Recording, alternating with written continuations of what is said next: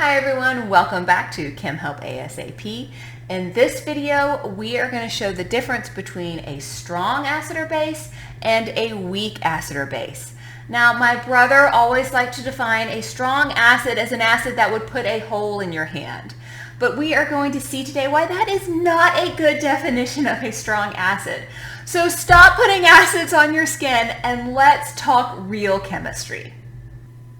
My brother aside, let's get a real chemical definition for a strong acid or base. So a strong acid or base is going to be a species that will completely dissociate or completely ionize an aqueous solution. Now this is opposed to a weak acid or a weak base, which will only partially ionize an aqueous solution. So let's look at an example. Nitric acid is a strong acid.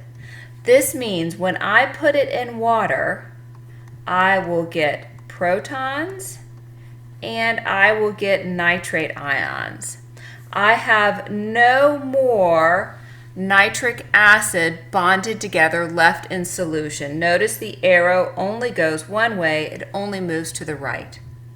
We'll contrast this with a weak acid, nitrous acid, and this only partially ionizes in water. So it will form some protons and some nitrite ions, but there is still some HNO2 left in solution. We have a mixture of all three of these species.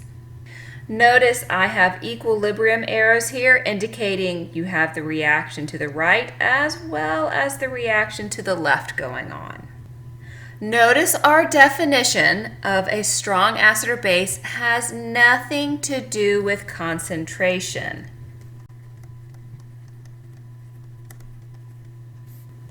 You may have a very dilute solution of nitric acid and it will always be a strong acid.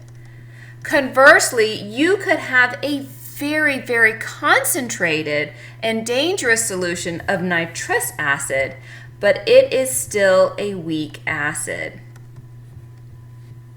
Now, to know whether an acid or base is strong or weak in aqueous solution, I am afraid there's no getting around the fact that we just need to memorize the common strong acids and the common strong bases. I can give you a little help with the bases. You will notice they are mostly alkali and alkaline earth metals. However, the acids just purely do need to be memorized. Now you may be wondering if we can tell a difference in strength in all of the common strong acids. This is where we run into a problem being in aqueous solution.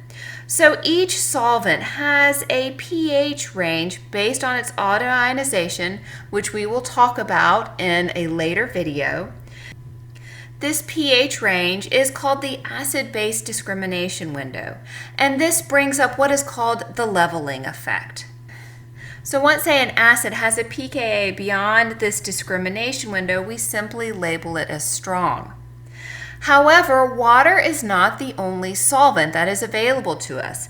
Another very common solvent, especially for teasing out the different strengths of the common strong acids, is a solvent called dimethyl sulfoxide. This is more commonly known as DMSO. Now, the window for DMSO you can see is much larger than the window for water. So when you switch to DMSO, you can actually measure that hydrobromic acid is a stronger acid than hydrochloric acid. But you could never actually make that measurement in water just because of its smaller discrimination window. When you watch my video on the autoionization of water, we will come back to this leveling effect. I just want to reiterate how important it is to understand the distinction between the definition of a strong or weak acid or base and a concentrated acid or base. So what my brother didn't understand was that a very concentrated weak acid can actually have more destructive power than a very dilute solution of a strong acid.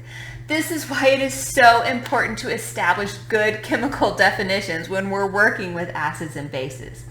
Now in my next video, we are going to identify acid and base conjugate pairs. So I hope you'll join me for that. Thanks so much for watching.